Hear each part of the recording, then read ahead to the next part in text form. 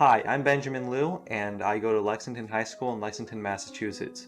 Me and my group are part of the Embedded Security course at MIT PureWorks, and our group name is Error404 Brain Not Found. My name is Cora Skidmore. I'm in Brookline, Massachusetts, and I go to Brookline High School. I'm Meghai Chaudhary. I go to Fairfield Ward High School in Fairfield, Connecticut. My name's Gary Song, and I go to Martin Luther King High School in Riverside, California.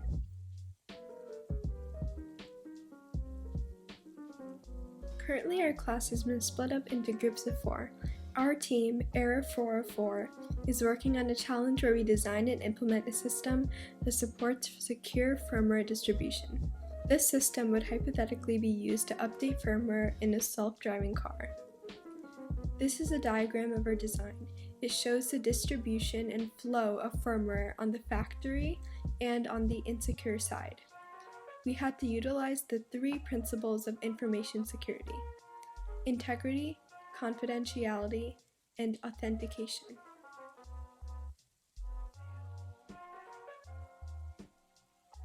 These are the Python tools as seen in the design diagram.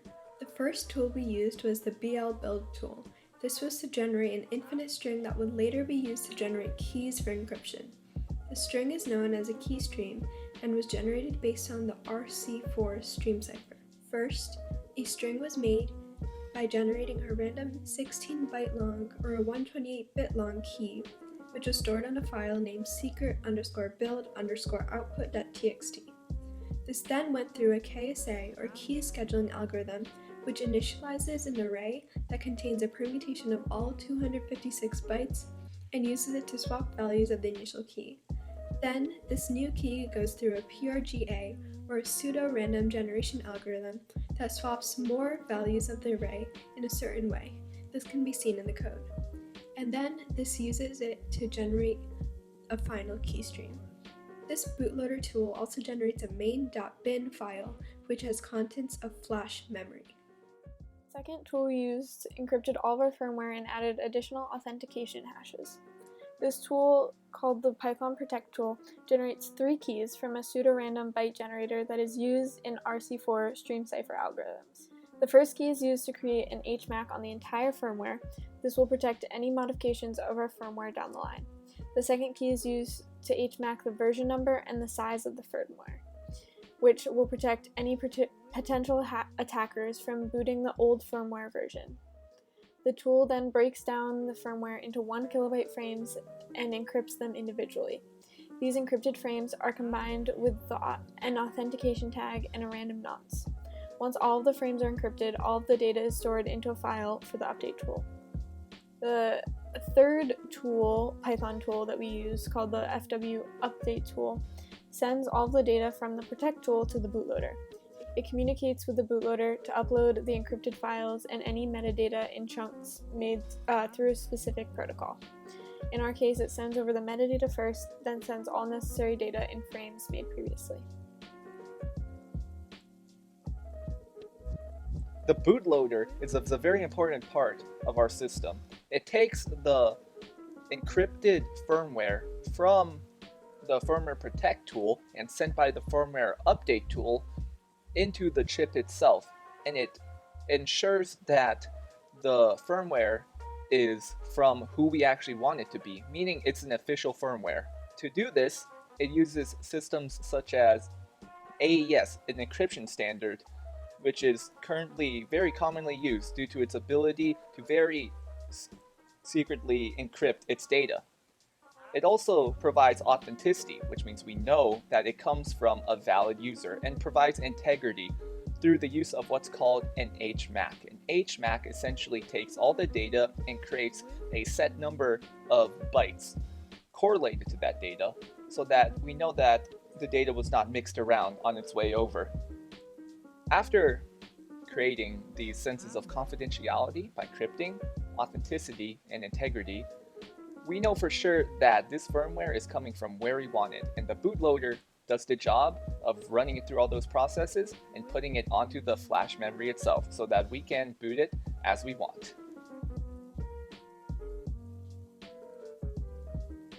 If anyone tries a man-in-the-middle attack, where one might change the order of the frames in the update tool, we decided to put in an HMAC on the original state of the firmware so that the bootloader can check the order of the frames after decrypting everything. General confidentiality attacks were protected through the GCM AES encryption. Asymmetric keys would be useful in case of any key leakage in the build tool or Python tool. However, it would use a lot more memory than what we are currently using. A more secure version checker would also be useful. Right now, our version checker is only a few lines, so a potential fault attack could be implemented against our current version checker. In this design challenge, we did not have to protect against any fault attacks as it wasn't a possibility in this course.